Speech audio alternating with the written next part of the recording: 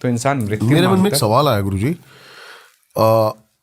सब चीज जो रिलेट कर रही है, तंत्र, भक्ति, पूजा, हायर अथॉरिटी जो है महादेव है, इन्हीं के अराउंड है सब कुछ।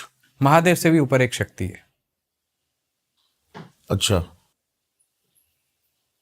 महादेव से भी ऊपर परा आदि शक्ति जगदम्बा, जगदम्बा लोक के नाम से जाना जाता है। लेकिन जो हमने, शिव की शक्ति वही है। अच्छा, शिव शव है शक्ति के बिना। क्या कॉन्सेप्ट क्या है, बताओ उसके बारे में थोड़ा सा। परा आदि शक्ति निराकार रूप थी, एकदम निराकार रूप थी वो, ठीक है। तो महादेव संपूर्ण निराकार वो भी। भगवती जगदम्बा लोक, उन्होंने क्या हुआ जब सृष्टि की रचना की बात आई, ब्रह्मदेव को उत्पन्न किया, विष्णु भगवान को उत्पन्न हुए, है ना। महादेव ने अपना शारीरिक रूप लिया महादेव, ठीक है। नहीं तो शिव यानी निराकार। शिवलिंग का अर्थ क्या है? शिव लिंग, लिंग यानी निराकार, ठीक है। शक्ति जगदम्बा, उन्होंने देवी सती से पहले भी उनके कई जन्म हुए थे। ओके, हाँ, जो महादेव नरमुंड लगाते हैं 108, हाँ, ठीक है, ठीक है, उन्हीं के सारे जन्म है। वो उन्हीं के सारे जन्म हैं, ठीक है। हर एक के पीछे ना कोई उद्देश्य होता है। माता सती आई, माता सती ने महादेव को पाया, लेकिन दक्ष प्रजापति के अपमान के बाद माता सती ने अपना देह त्यागा, लोग ऐसा मानते हैं। माता सती ने, तो वो तो परा आदि शक्ति थी, ठीक है, उन्होंने अपनी प्रति छाया को त्यागा, स्वयं वो जगदम्बा लोक चली गई पुनः पूर्ण शक्तियों के साथ। लेकिन जो उनका देह रह गया था, प्रति छाया रूप रह गया था, वो उन्होंने त्यागा था वहां पे। क्योंकि पराशक्ति को कौन मार सकता है? वो कैसे देह त्याग सकती है जो कण कण में वास करती है? ये चीज समझनी बहुत जरूरी है। लोगों को लगता है कि सती माता ने देह त्याग दिया। सती माता के प्रतिरूप ने, उनके शरीर ने देह त्यागा। वो जो शक्ति का ऊर्जा स्रोत था, पिंड था, वो तो स्वयं पुनः चला गया अपने जगदम्बा लोक, शक्ति लोक। फिर आकाशवाणी हुई कि मैं हिमावन, हिम नरेश के यहाँ जन्म लूंगी पार्वती रूप में। महादेव तप में लीन रहे। तो हर एक के पीछे कोई अर्थ था। अब देवी पार्वती ने कितने रूप लिए? 108, बहुत सारे रूप नहीं, पार्वती ने, देवी पार्वती ने भी कई रूप लिए, ठीक है। देवी पार्वती मछुआरों के यहाँ भी जन्मी, देवी के रूप में पूजी गई, ठीक है। देवी पार्वती ने 10 महाविद्याओं के रूप धारण किए, है ना। काली, छिन्नमस्तिका, तारा, भुवनेश्वरी, देवी ने रूप धरे ना। हर एक के समय हर एक लीला इन्होंने रचाई। और शक्ति ऐसी है कि जब शक्ति चलती है ना, जब शक्ति आती है, तो स्वयं जो देव हैं वो भी उनकी गुणगान और आरती में लीन हो जाते हैं। शक्ति वो शक्ति है। शक्ति को सिर्फ शांत कौन कर सकता है? जो उन्हें प्रेम करना जानता हो, जो ममता में तत्व को पहचानता हो, क्योंकि वो माँ का रूप है। शक्ति जो है माँ का रूप है। इसका उदाहरण मैं बहुत अच्छा दे देता हूँ। जब देवी काली बहुत उग्र थी, ठीक है, बहुत उग्र थी, और वो राक्षसों के संहार के लिए पड़ी हुई थी पीछे। जब शांत नहीं हो रही थी तो महादेव ने स्वयं बटुक भैरव का रूप लिया था। जब बटुक भैरव का रूप लिया तो माँ का जो गुस्सा था वो भी शांत हो गया था। एक मनाने का तरीका होता है ना देवी को, एक जुड़ने का भाव होता है, वो आना बहुत जरूरी है। तंत्र में भी साधक 2 प्रकार के पाए जाते हैं माँ से जुड़ने वाले, शाक्त संप्रदाय में। एक साधक, एक वीर साधक। वीर साधक तो लुप्त हो गए हैं, साधक साधक रह गए हैं। साधक भी क्या है? साधक का अर्थ क्या है? साधक का अर्थ होता है स्वयं को साधना। आज कितने साध रहे हैं स्वयं को? सोचने वाली बात तो यह ना, अगर हम स्वयं को साध लेते हैं, स्वयं को साध लिया हमने, ठीक है, तो हमें किस चीज की आवश्यकता है? जिसे माँ मिल गई उसे किसी चीज की जरूरत है? जिसे शिव मिल गए उसे किसी चीज की जरूरत है? लेकिन भ्रम और सत्य के बीच में बहुत अंतर होता है। लोग भ्रम को सत्य मान के स्वीकार कर लेते हैं। सत्य वही जो आपने अनुभव किया, जो आपने एक्सपीरियंस किया, वो सत्य। है ना। लेकिन भ्रम तो आपको उलझा के रखेगा ना। भ्रम का अर्थ है माया।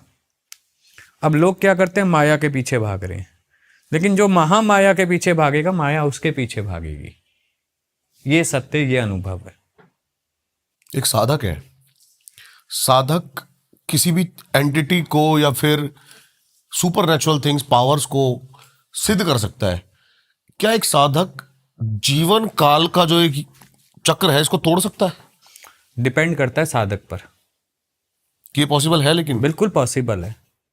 साधक की एकाग्रता, उसकी साधना, उसका भाव कितना प्रबल है अपने इष्ट के प्रति, अपने आराध्य के प्रति, वो कितना मतलब बिना लालच के उसके साथ जुड़ा हुआ है, निष्काम भक्ति के साथ जुड़ा हुआ है, कोई कामना नहीं है उसे, वो पा सकता है। इसका आपने उदाहरण कोई देखा ऐसा? इसका उदाहरण मैं आपको दे देता हूँ। ऋषि मार्कंडे, जिन्होंने कितने साल जिए? ऋषि मार्कंडे जिन्होंने महामृत्युंजय मंत्र की रचना करी, उनको तो 12 वर्ष की आयु मिली थी, महादेव से ही मिली थी। ठीक है, लेकिन उन्होंने महामृत्युंजय मंत्र को रच डाला संसार के लिए, मार्कंडे पुराण रच डाली। बात को समझ रहे हो आप?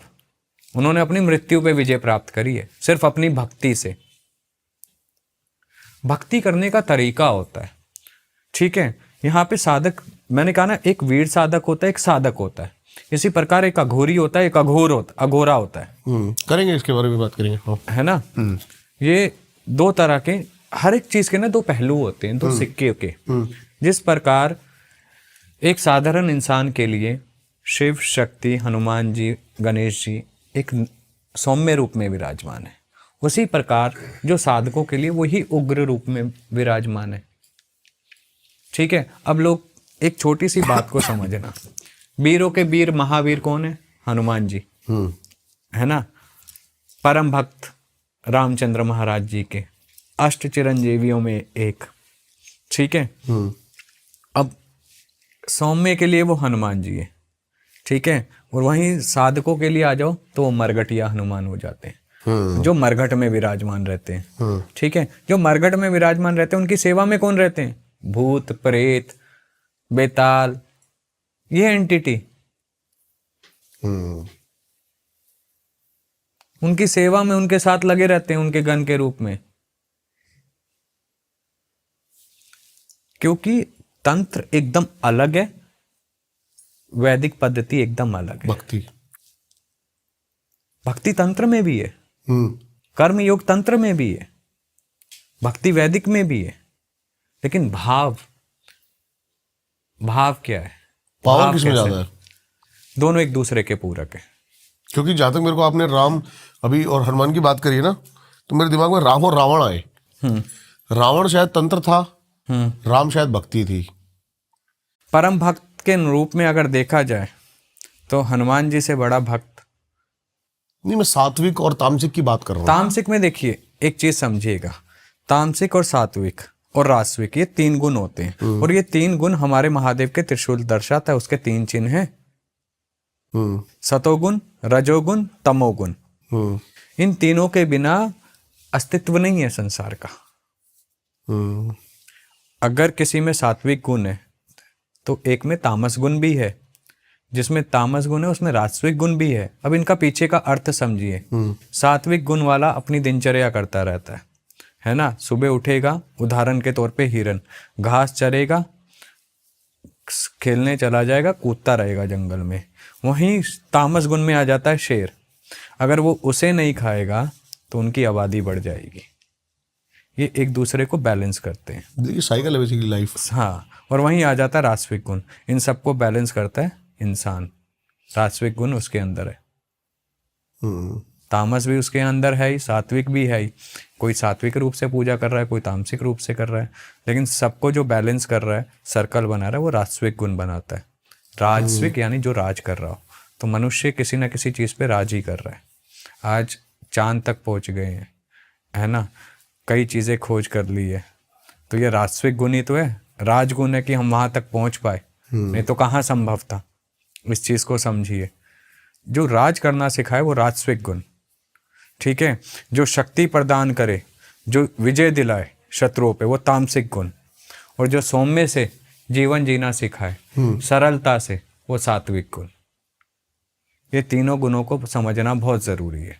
अगर कोई साधना लाइन में है, साधक है, तो इन तीनों गुणों के साथ साथ उसे पंच तत्वों को समझना बहुत ज़रूरी है। पंच तत्व क्या है? हमारे शरीर जो बना है वो पंच तत्वों से ही बना हुआ है। आज मैं देखता हूँ लोग साधना कराते हैं, साधना देते हैं, ऑनलाइन साधनाएं बहुत चल रही हैं, आपने देखा होगा, है ना। लेकिन मेरा एक सवाल है उनसे, आपने साधना ली, मैंने आपको कहा उदाहरण के तौर पे भैरव की साधना कर लो, सीधा भैरव की साधना आपको पकड़ा दी, ठीक है, आपने अपने पंच तत्वों की शुद्धिकरण तो करी नहीं, उसका इफेक्ट क्या होगा? आपने नियम को तो पकड़ा ही नहीं। अब कोई भी शुभ कार्य करते हैं, हम गणेश जी का आह्वान करते हैं, हाँ, गणेश की साधना करी नहीं, सीधा बड़ी एंटिटी पकड़ा दी, क्यों? बात को एक नियम पद्धति होती है ना। गुरु को हमेशा ये समझना चाहिए कि साधना विद्या बेचने के लिए नहीं होती है ना, वो एक भाव से जुड़ता है, ठीक है। कराते हैं, उसमें ऊर्जा एक्सचेंज कर लो आप, लेकिन आप एक बात बताओ, ऊर्जा एक्सचेंज एक दायरा होता है, एक लिमिट होती है। इसका अर्थ ये नहीं है कि आप सीधा बोलो 51,000 रुपये में साधना, 21,000 रुपये में साधना, गलत है। नियम को समझना ज़रूरी है। तंत्र को देखिए, महादेव ने जब माता पार्वती के साथ तंत्र का संवाद हुआ, ठीक है, तो उसे अगम निगम शास्त्र का नाम दिया गया, ठीक है। जब अगम निगम शास्त्र का नाम दिया गया तो महादेव ने साफ बोला था, हे देवी, ये तंत्र इतना गोपनीय है जितना किसी मनुष्य स्त्री का गोपनीय अंग, तो इसे कुपात्र के हाथ में मत दे, पात्र के हाथ में दे, ठीक है। आज क्या हो रहा है, तंत्र को तो ऐसे बांट दिया गया है जैसे समझो भंडारा चल रहा हो कहीं पर किसी चीज का। नियम कहाँ रह गए? जो सदाशिव ने नियम बनाए थे, कितने नियम टूट गए। आप कहाँ तंत्र को ले जा रहे हो? आप कहाँ ज्ञान को ले जा रहे हो? क्या ये मोक्ष का मार्ग है जो हमारे शास्त्रों में, तंत्र शास्त्रों में बताया गया है कि शिव शक्ति तक पहुंचने का मोक्ष का मार्ग साधनाएं हैं, क्या ये वो मार्ग है? आज कुछ पैसों के लिए तंत्र क्रियाएं चल जाती हैं, घर में कलेश हो जाते हैं, सम्मोहन हो जाते हैं, वशीकरण हो जाते हैं, क्या ये तंत्र का मार्ग है? ये महादेव को भी ज्ञात है कि कुछ चीज़ें गलत होने वाली हैं, आने वाले समय में कलयुग लगेगा, तो उन्होंने कई चीज़ों को कीलित कर दिया। क्यों कर दिया? क्या वो सही है? वही मेरा सवाल है। नहीं, वो काम कर रहे हैं ऑनलाइन वो जैसे कईयों का मैंने देखा हुआ है, मेरे को याद भी नहीं अब तो, कि दुर्गा सप्तशती अनकीलित करें इस तरीके से। वो तरीके सही है, बिल्कुल एग्जैक्ट। कैसे कह सकते हो सही है? ऑनलाइन अगर डल गया कहाँ से सही है? गुरु परंपरा की मर्यादा कहाँ रह गई? मैं वो नहीं है। कार्य जो करना है उस मंत्र के द्वारा, वो जब आप करने लगोगे, जब उसका इफेक्ट मिलेगा ना, तब आपको पता चलेगा वो सही है या गलत है। हमारे बोलने से थोड़ी आप यकीन करेंगे। जब तक एक्सपीरियंस नहीं किया तो आपको पता कैसे चलेगा कि वो सही है या गलत है? मैं कह दूं गलत है, आप कहोगे अरे झूठ बोल रहा है, मैं कह दूं सही है, अरे क्या पता ये झूठ बोल रहा है सच बोल रहा है, हमें क्या पता। आप करके देखो ना, या तो इस पार या उस पार। गलत होता है तो फिर आप कोई ना कोई ढूंढोगे, बाबा जी ठीक कर दो, यहाँ चले जाए वहां चले जाए। सही हो गया तो वो तुम्हारी किस्मत। किसी की चीज को कोई अगर कुछ बता रहा है तो वो उसकी कर्म है, उसकी नीति है, वो अपने नाम के लिए बता रहा है, वो सही में कुछ बता रहा है, वो जाने। लेकिन अगर गुरु परंपरा से देखे तो मेरे नज़र से मैं उसको नहीं मानता।